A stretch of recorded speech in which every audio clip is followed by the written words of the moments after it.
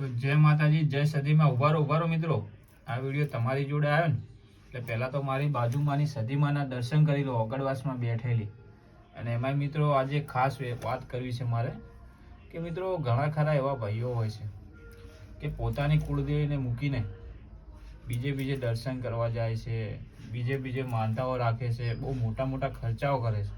તો એવા લોકોને મારે ખાસ ખાલી એટલું જ કહેવું છે કે મિત્રો બધું કરજો, પણ પહેલી તમારી કુળદેવીને પણ નમજો. કેમ કે ઘરની માં હશે, તમારી પોતાની માં હશે, એ છોડીને તમે બીજે ધાવા જશો ને તો કોઈ તમને ધવડાવે નહીં.